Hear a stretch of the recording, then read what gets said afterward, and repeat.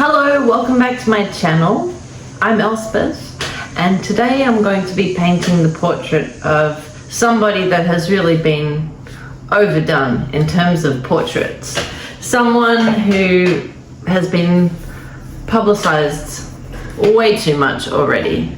Someone who has already been celebrated beyond measure. But you know what? When I was riding in the car this morning, thinking about who I would paint this morning, I was thinking, who would I really like to hear from? Eckhart Tolle or Juliette Lewis? I mean, I could choose anyone to tune into. I was feeling a bit troubled. America just feels a bit like it's having an energetic shambles moment at the moment. But I'm here right now in America for a reason, I guess. Apparently we all chose to be here right now, so I guess it's the best time to really bloom and to become the wildflowers that we were always meant to be. Like, now is the best time to activate and become our best selves and bolster and strengthen the good people, the good things, the good energy when there's turbulence. So as I was thinking about who could I possibly paint today to bolster the energy, guess who popped into my mind very clearly? Elvis Presley. He has a few things he wants to say. He feels like an important part of the American spirit, the American soul. And the visions that I got were very focused, very sentient, and, you know, pretty basic. But it felt a little bit urgent on his part that he wanted to be involved in this project too and pop his beautiful face into the mix of celebrity portraits that I'm working on. He feels very impassioned. He feels very impassioned, and he is part of the swirling movement that's happening. He's holding ranks alongside all of the energies that are trying to steer America into the positive direction that it intended to when it formed. So let's take a little look. I'm being more discerning with these portraits than I have been in previous years. In previous years, I just paint anyone that, you know, had some sort of a sparkle. I know that Elvis has a little bit of a checkered past and some shadows, but he also has a really strong, vibrant heart, and there is a very good reason why he was so beloved. And he's here to offer support to everyone right now. So I'm quite amused and excited to welcome him onto the page. Let's go and have a chat with the watercolors, shall we? Is this the weirdest thing you've watched today? I hope so. I hope not. I hope that you've seen even weirder videos today, but I'm happy to be one of them. All right, thanks again for watching. Let's go and have some fun.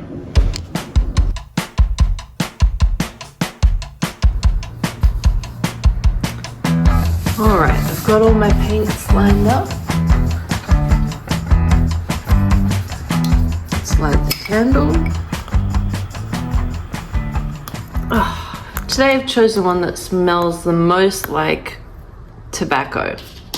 I think it has this is the patchouli, nutmeg, and clove. I just feel like he would be lighting up a cigarette. All right, let's open up the call with Elvis Presley. Let's get situated here. All right.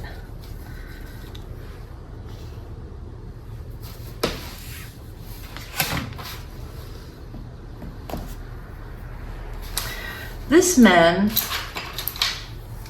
is very in touch with his senses. He has a very trained sense for beauty. And he can extract rich emotions inspired by beauty.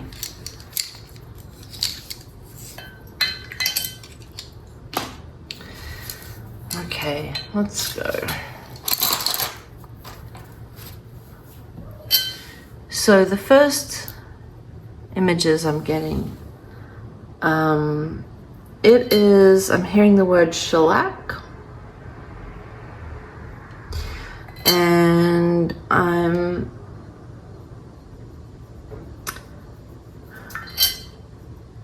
looking down. So this is Elvis's point of view, looking down at a pick guard on his guitar. It's one of his early guitars, and he's in a room by himself. And he's not just picking the strings, he's, there's like a crackling, like a crack.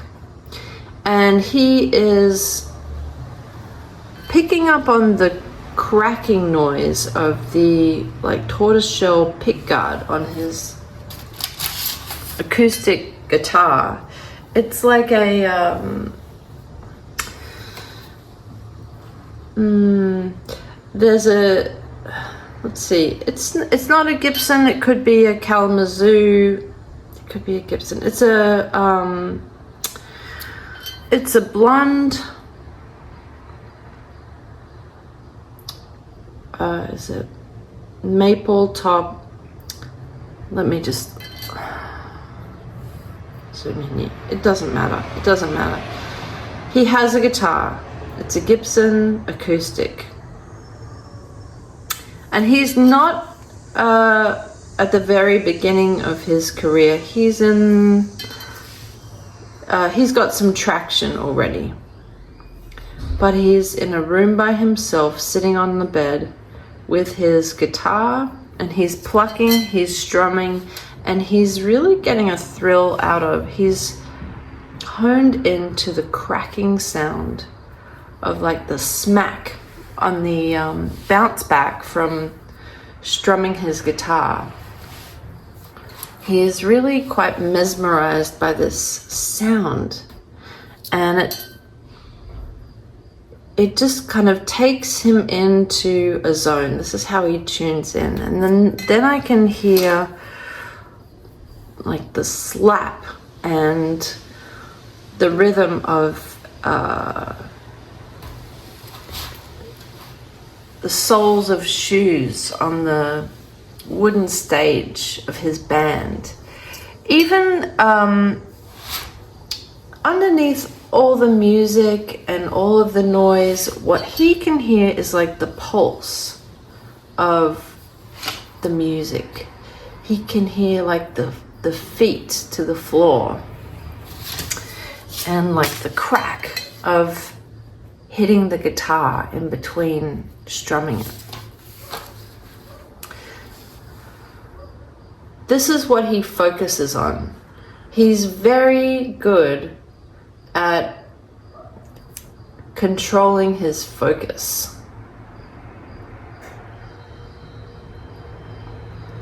in this moment. And when he goes into his private world, he is under the influence of its power and majesty, and he is really a slave to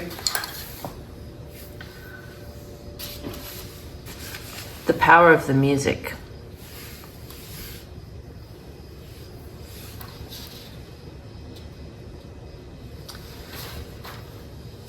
He taps right in, and there's no distraction. I'm also tasting malt, like just a classic malted milkshake. Also gets him to that same place. These simple cues, they're like, they trigger his senses into being able to access the divine. And he loves to have sort of tokens around him to remind him to easily be able to get back into that space. So leather, a leather coat, buckles, the brass on his buckle, the sound that it makes, the sound of his keys and the brass keychain, the sound of the flick when he's flicking open his lighter, you know, one of those old brass ones that he got in service in the military. He's sort of superstitious. It's like he has these good luck charms around him. They're cues, so they're like material cues, like portals that get him into the space where he's in command, where he's really operating from a higher energy. He's working from his higher self.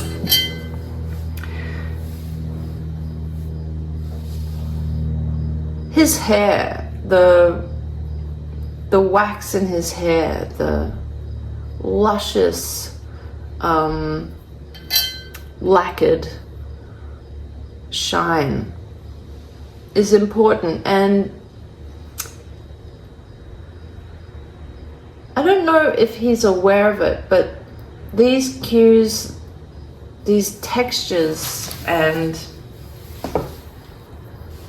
little tokens of beauty that he keeps on himself, even like his eyeliner, they put him into character. They're an entryway for him to access this character, this higher perspective, and they are becoming part of his hearing emblematic. Well, they become cues for other people to access that euphoric place with him.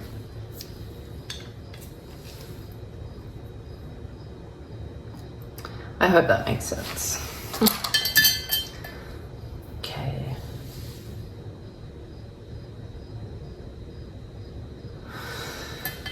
Alright, I'm seeing his mother. Very close and tender connection there.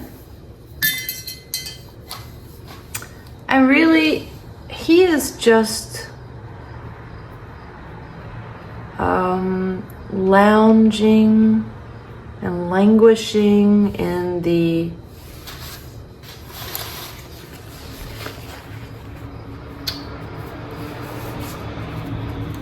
anything that feels good. That's what he's interested in. Now, he wasn't conscious of it at the time. He was just focused on getting into that zone, because that's where all the magic happened. But ultimately, he was a connector. And he didn't want to be in this party alone. He wanted to lead the pack and lead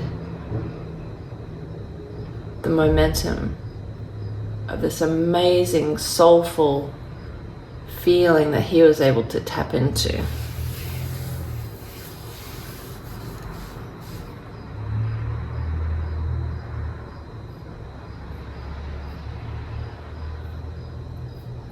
I just got something crushing around 15. All right, so I have not studied up on Elvis. Those of you that have, good. And you can verify if anything is correct or not correct. But what I'm really interested in is his experience here and his recollection. What was important to him?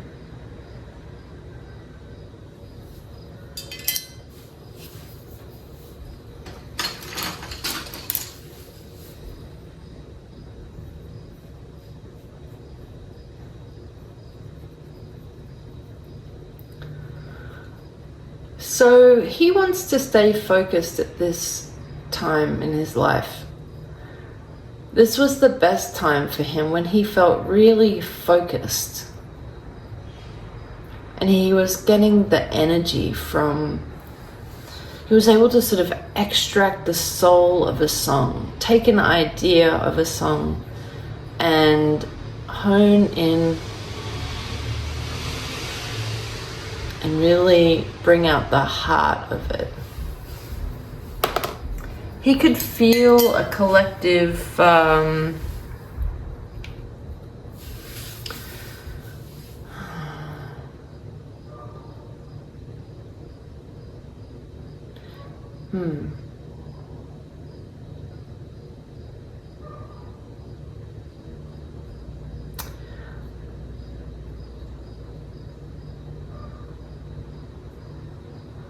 There was such a strong desire to rebound from the 30s and to rise above limitations.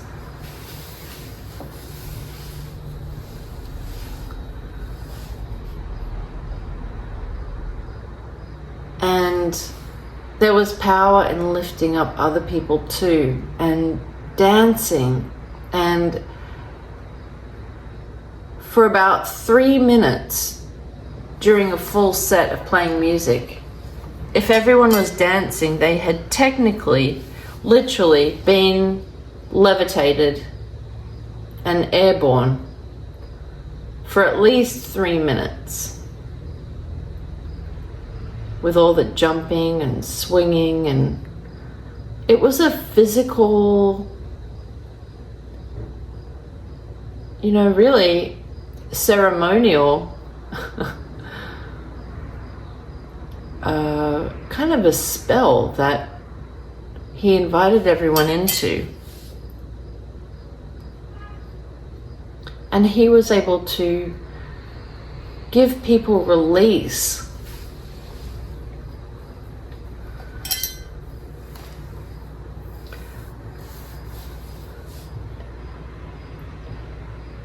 He marked a new era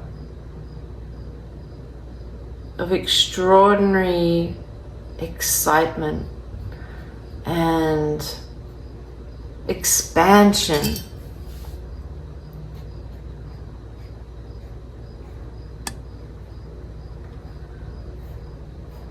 So much joy here. But he was also he was wise, and he actually was very humble. He had deep respect and deep love for the African American artists that were creating this music, and he knew that he could bring it to more people. He didn't necessarily give credit where it was due, but he knew that he was partaking in something very special by sharing it. And though he really couldn't control the narrative of how You know, he really, really cringed that it was construed that he stole and misappropriated, you know, other people's work.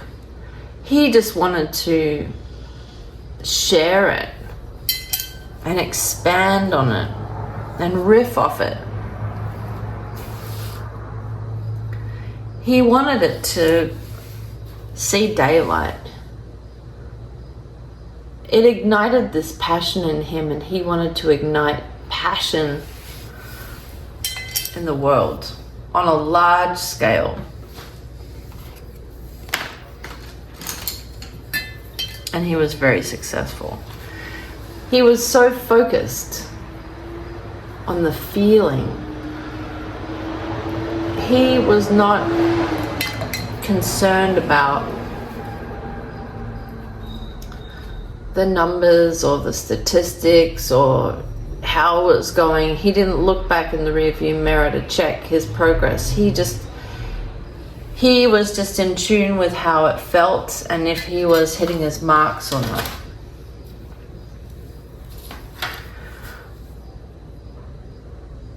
Wow, his strength really is in his hair. Hello, Samson. Very proud of his glossy hair. Let's come in with some deeper colors here.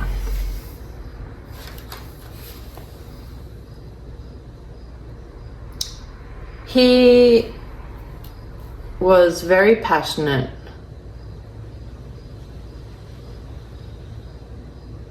He was a lover. He was philosophical in his actions. I don't think that he wanted to lie around talking to his disciples. He wanted to spark the action and ignite everyone from within and be in conversation with people energetically. He was addicted to romance. He was addicted to sexual chemistry. I mean, that's kind of a very lame and oversimplified way of explaining the spark that he was able to capture, and he was an igniter himself.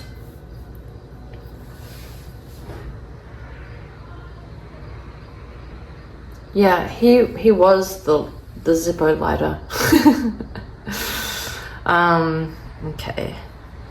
This came from a past, though. And there was grief and absolute helplessness, loss.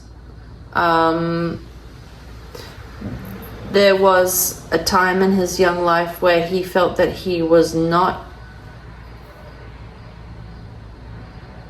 seen. He was underestimated. I feel like from a dad, he felt like he had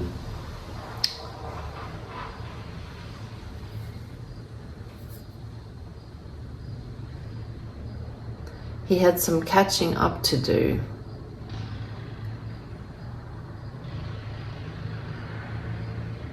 Ooh, look right here as I'm doing this little lick here of his hair. It's very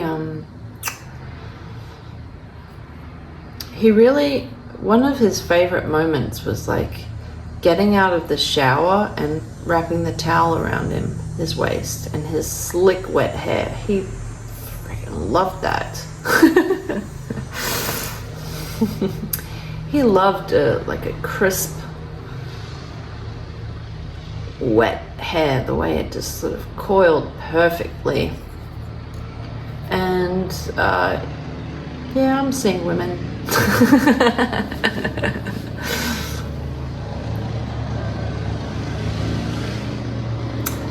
I'm seeing Marilyn Monroe, I'm seeing Liz Taylor. He really enjoyed being in the same sort of category, the same time as those very powerful women. They had such power over men. And he had such incredible power over men and women. And so he, you know, there was a kindred spirit with Marilyn Monroe. He also really loved Cary Grant. And he wanted to harness the same effortless cool that he had. He wasn't so much of a bogey fan. I mean, he was very respectful outwardly, so he, you know, publicly would say a lot of things, and he loved a lot of people, but inwardly there was some people that really captured his attention and helped him even more to align and focus with the icon that he wanted to be. Hello, lawnmower. Oh good, it moved away. Such beautiful, tender lips. Something that he was proud of was his tenderness. And he gave men a confidence, a new confidence to wear their heart on their sleeve and to have some bravado in their romance. And there's a real beauty and elegance, and I'm picking up like some Italian heritage or something. There's something about Italy here. You know, it might not be heritage, but there is something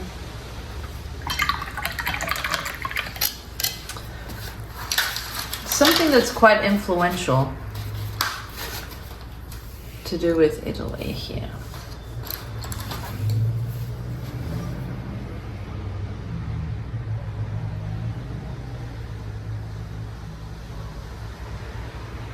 I think there was a lot of Italian cinema coming out at the time, but there was a style that the men had that he could also really appreciate. Yeah.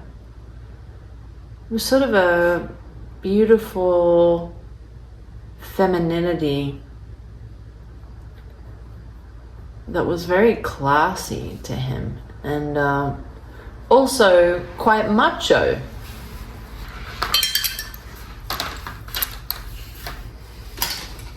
And that's where he liked to sort of sit in the balance.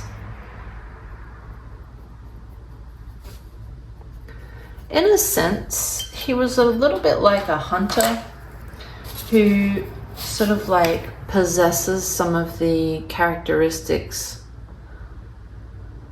of who he's trying to attract.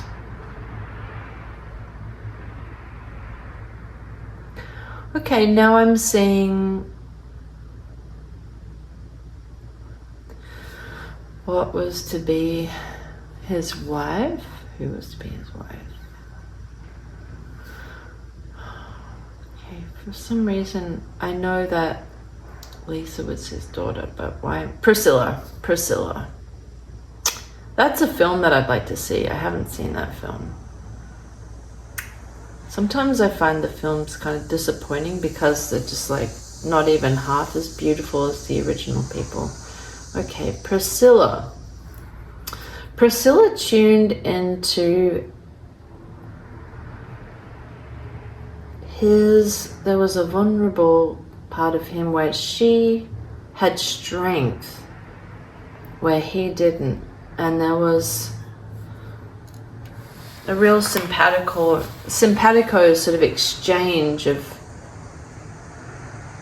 inner strength there. She had a very strong sense of self, and he felt that he did, but it was sort of conditional. Like if there's a feeling of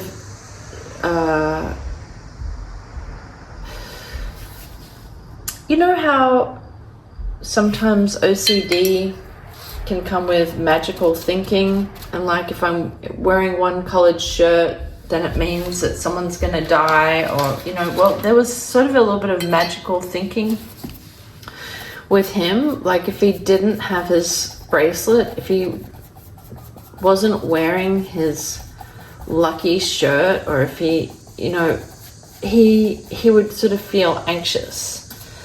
But once he had all those things, they were like his tokens, his lucky charms. Like some people have crystals to keep them feeling, safe, or when they need just a little extra comfort. Or even like, I light a candle to start and finish a reading. It's just sort of my way of, like my cue of like, all right, now it's beginning and now it's ending. And then I reel back my energy, and I don't sort of invite spirits to just hang around me all day and night. This is the meeting spot. Well, for him, there were certain like clothes, or he had his like favorite guitar pick. There were little things that he became more and more reliant on needing to have to give him a sort of security. He started losing his balance and started trying to course correct and find his balance with drugs, and got a little out of control, as we know, right? Not revealing anything new here, but this is kind of where it started, was sort of in the trinkets and as his energy became more in demand and his time became more planned out for him, he was always chasing that feeling of just him and the guitar alone in the room. Sometimes he'd be drunk, and that's what he would come back to, and he would try and, he'd light a cigarette and he'd have his whiskey and he'd be with his guitar, and sometimes he could find it, and other times it was really getting kind of clouded, and he had to reach for that feeling of connection in other ways.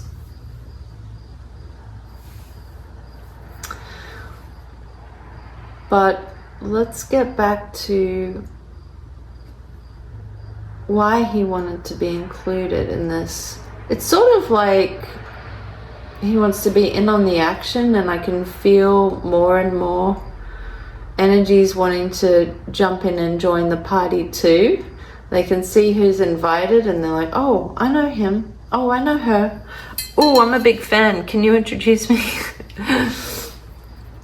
So,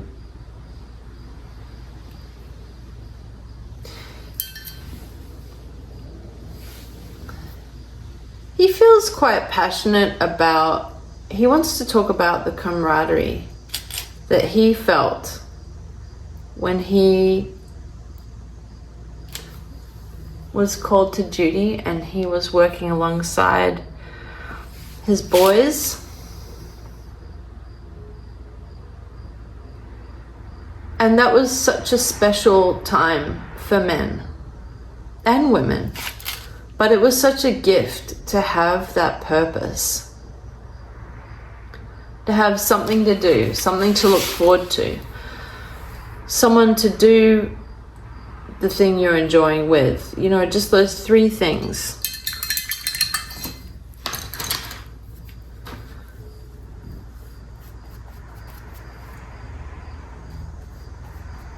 That sense of purpose. He feels that it's really tragic that it's been sort of washed away. And all these good men have lost a sense of importance in the world. And he can feel that heartache. He felt so important to his mum.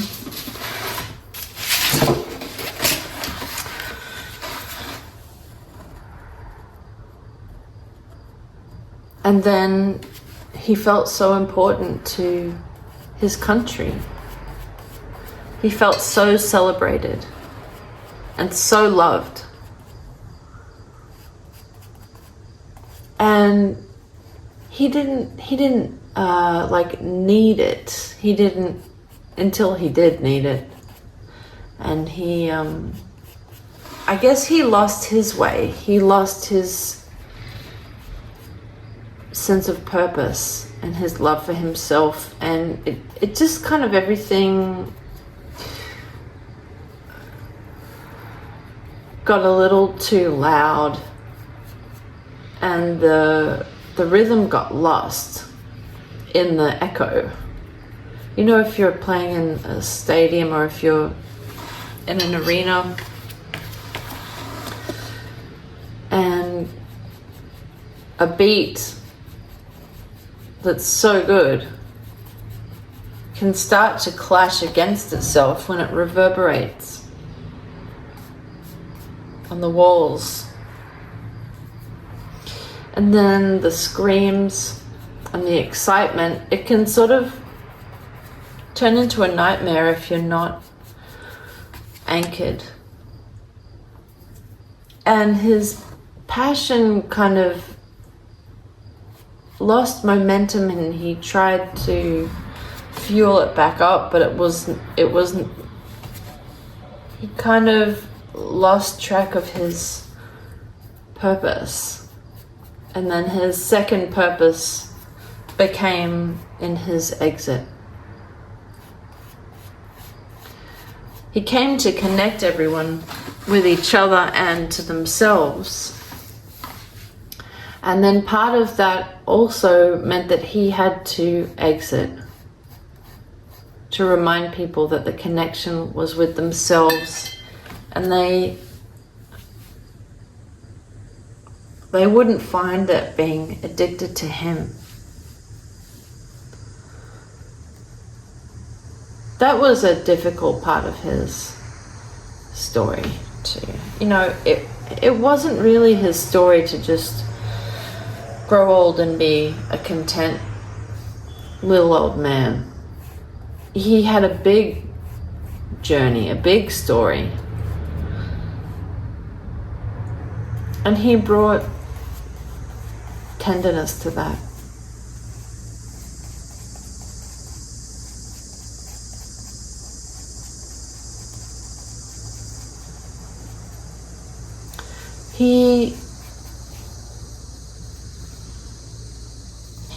He was a bit of a mummy's boy, and he enjoyed comfort.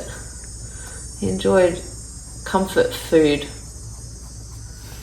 And for the longest time, it had absolutely no effect on him. He had the best metabolism.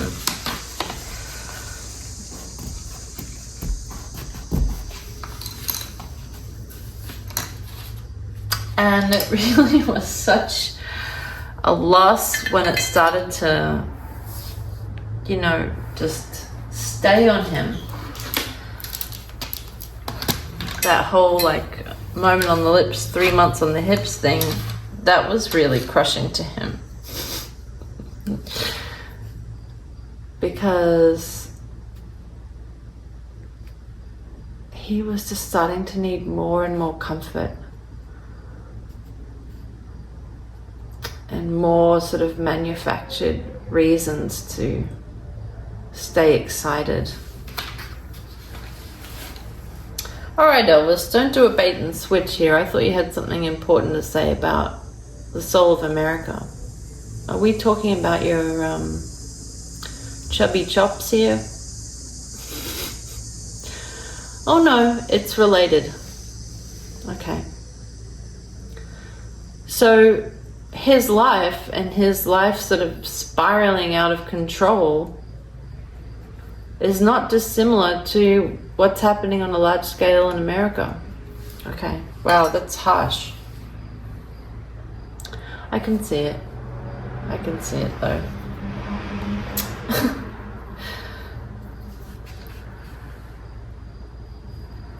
Yeah.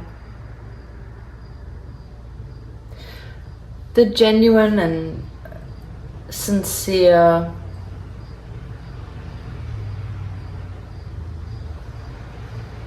and naive things that he did. He was also a bit of a people pleaser, and he could have done it better.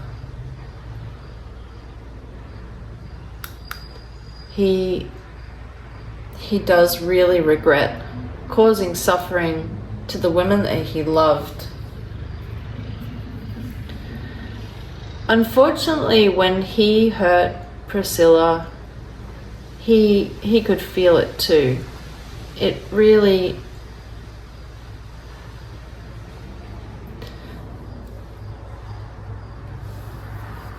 it was kind of like he didn't feel, it's not that he didn't love her enough, he just needed more and more comfort and security. And when he lost his mum,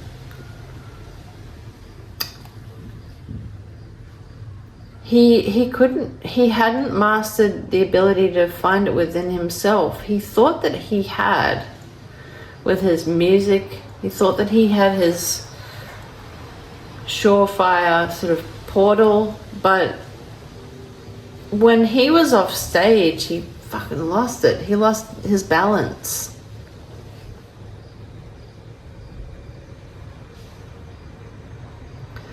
And that's when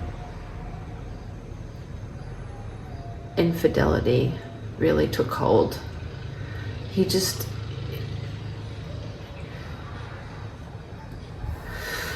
couldn't resist. He knew he was so beloved, and he wanted to feel that even more, and it was available, and he was hoping that it wouldn't hurt anyone else. He was hoping that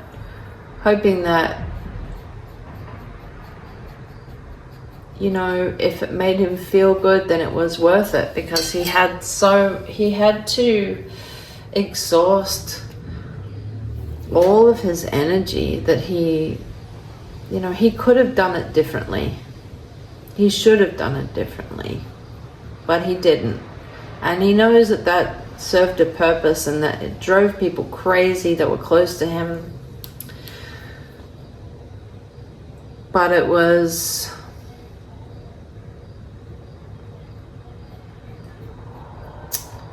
he was sick and suffering. He didn't have healthy ways of getting what he needed.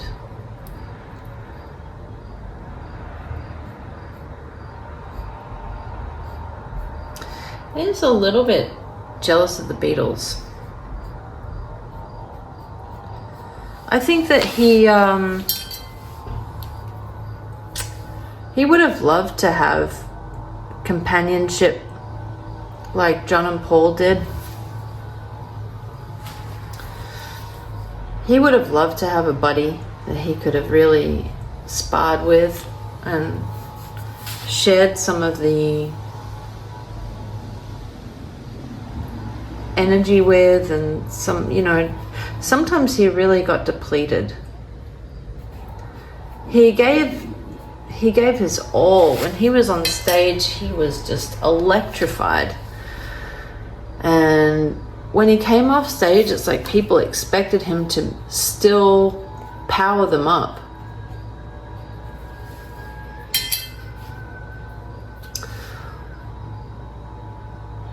And that's where he, you know, he just allowed himself to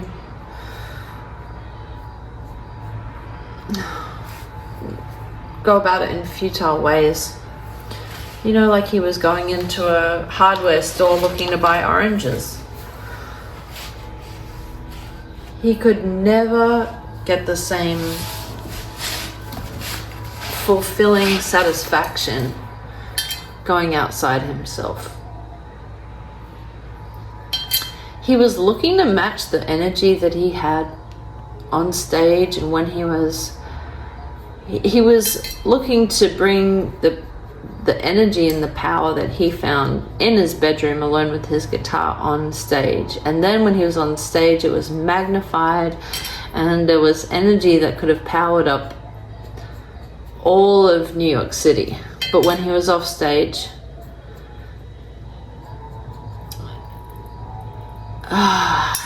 it became harder and harder. For a while there, he thought that he had it on lock because people's adoration lit him up, and he was able to feed off of that. But I think, you know, he got hooked to feeling like these things were outside of him. I think that, or he thinks that one of the first signs that he was in for trouble was his reliance on sort of like little superstitious cues, like his little good luck charms, like having his hair a certain way and constantly, like, you know, combing it back. And it was sort of like a reassurance thing, like almost like a handicap, actually. Some people, you know, tap their toes and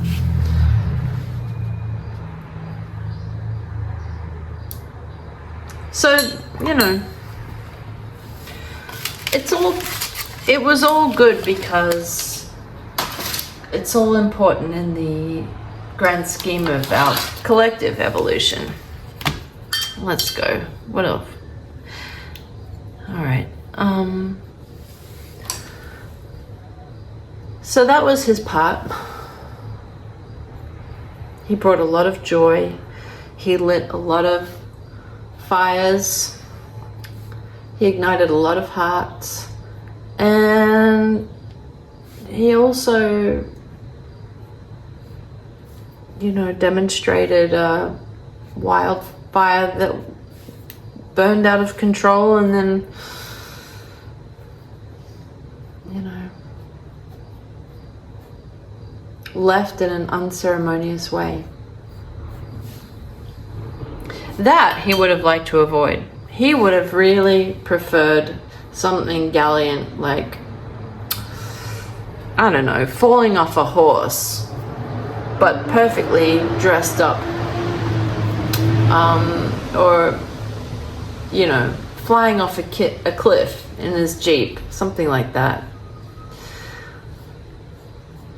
Dying alone in the way that he did was not what he would have chosen, and he couldn't choreograph that, but he really was all out of gas. I'd like to focus on this eye over here.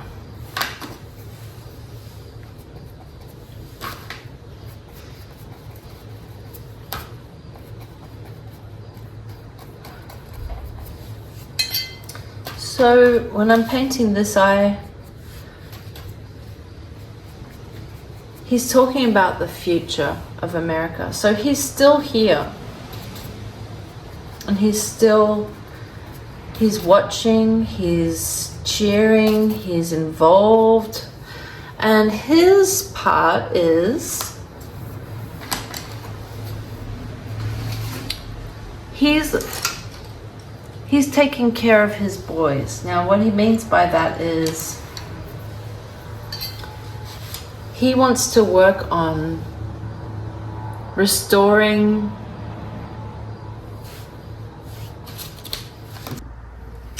Okay, welcome back. I guess the phone ran out of storage. This has been a little bit of an ongoing problem lately. I apologize. And so it just cut out while I was talking. But, you know, I think that was kind of a blessing, because I think I was rambling just a little bit. So I think when I left off, I was talking about Elvis's mission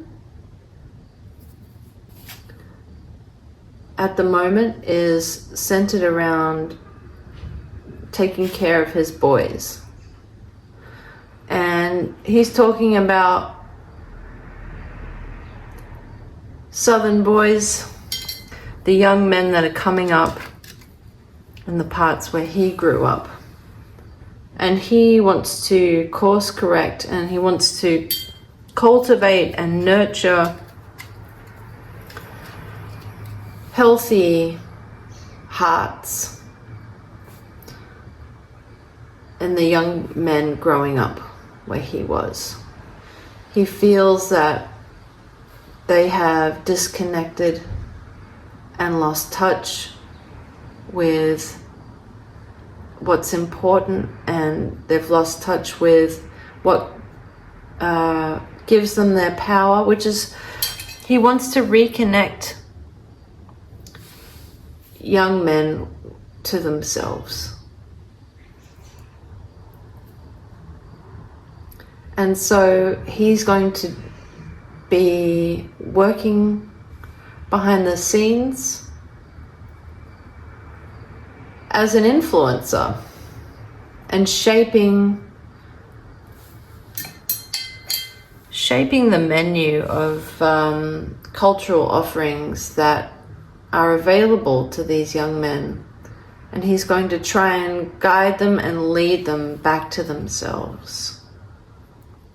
So falling in love with popular icons, and for example, Taylor Swift, or, you know, just as an example right now, but he's going to be working on bringing forward artists and even politicians and sportsmen and house and garden shows, and he's going to be working with popular culture to reach the hearts of young men in Memphis, especially, and in Kentucky and around those areas. That's his focus point, because,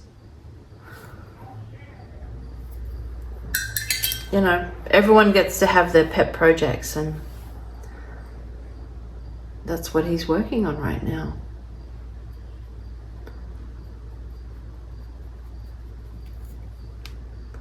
Because he knows that when everyone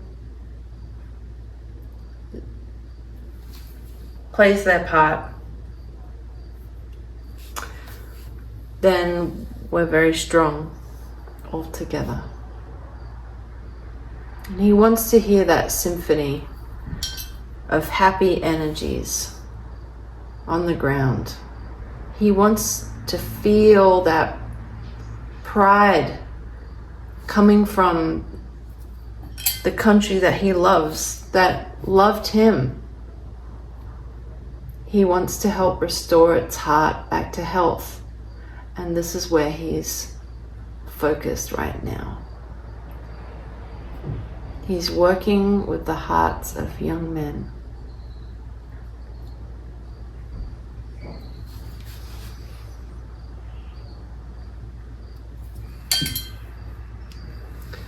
Okay, I think I'm almost finished with this first rough sketch part. And I'm really excited to get in the details of his gorgeous lacquered hair. That was one of the first words that came out. Lacquered, lacquer, shellac. Yeah. His hair is like a licorice pizza. The name they used to give vinyls.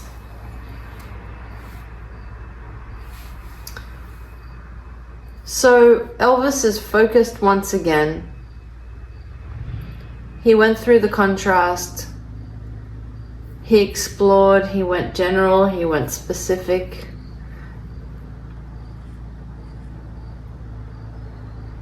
And now he is working to restore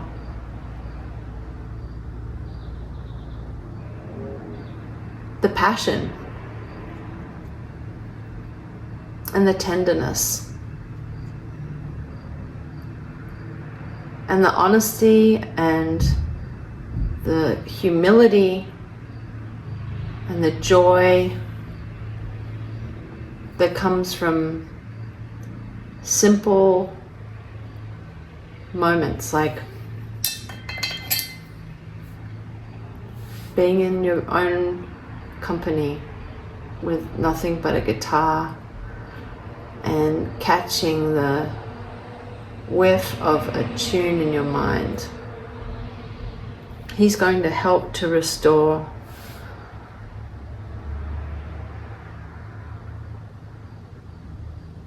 that kind of instinctual passion in young men. Well, I'm looking forward to seeing how that pans out.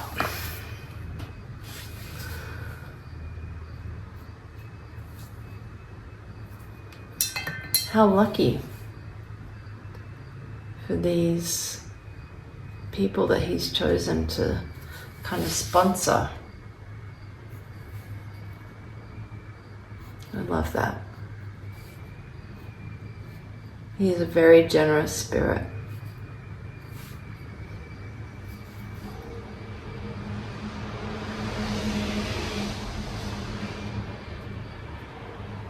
He's a master at being inspired and being inspiring, so that's what he is taking his joy from now.